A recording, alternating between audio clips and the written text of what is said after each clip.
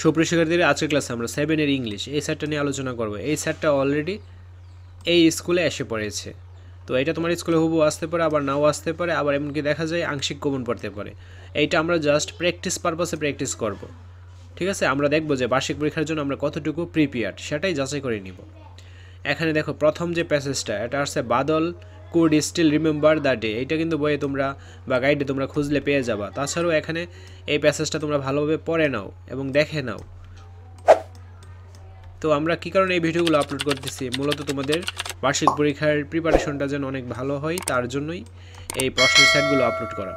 তারপর choose the correct answer from the alternative আসবে 5টা, এক করে 5 নম্বর। তো এখানে অনেকগুলোর দেখো অ্যান্সার দেওয়া রয়েছে, এগুলো সঠিক কিনা তা তোমরা যাচাই করে নিবে। তারপর দেখো অ্যান্সার দ্য ফলোইং কোশ্চেন আসবে 5টা, 2 করে 10 নম্বর। তো এই লেখাগুলো ক্লিয়ারলি বোঝা যাচ্ছে। কোনো কারণে যদি লেখাগুলো ঝাপসা আসে বা গোলা আসে, তাহলে অবশ্যই ইউটিউবের ভিডিও সেটিংয়ে যে ভিডিওর কোয়ালিটিটা ইনক্রিজ করে দেবে, তাহলে হয়ে যাবে। আনসিন প্যাসেজ, তো এই প্যাসেজটা তোমরা ভালোভাবে পড়ে নাও, আর এগুলো কিন্তু নোট করার দরকার নেই, এর ফলে কিন্তু অনেক টাইম ওয়েস্ট হবে। তো এই প্যাসেজটার আলোকে এখানে দেখো ট্রু ফলসগুলোর অ্যান্সার করতে হবে। তো অনেকগুলোর উত্তর এখানে দেওয়া আছে, তোমরা দেখে নিবে যে এগুলো সঠিক কি না এবং তোমরা কতটুকু পারতেছো তা যাচাই করে নিবা। Read the text again and match column A column B, অর্থাৎ কলাম এর সাথে কলাম বি কী করা, ম্যাচ করা। ঠিক আছে, তারপর write a summary of the poem be the best of whatever you R.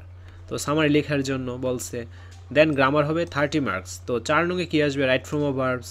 Right from verb নিয়েও কিন্তু ক্লাস করা আছে, এগুলো দেখো তুমি পারো কি না। হাই এভরিওয়ান, এটি আমার পার্সোনাল চ্যানেল, সবাই সাবস্ক্রাইব করে দিও। এখনও ভিডিও আপলোড হয়নি, ভেরি সুন ভিডিও আপলোড করা হবে। চ্যানেলের লিঙ্ক ভিডিও অ্যান্ড কমেন্ট বক্সে দেওয়া থাকবে।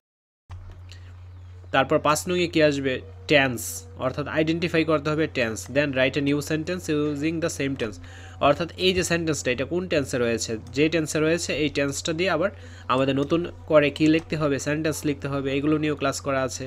দেন 6 নঙ্গে আসবে প্রিপোজিশন। ঠিক আছে, প্রিপোজিশনটাও ভালোভাবে দেখে নাও এবং প্র্যাকটিস করে নাও।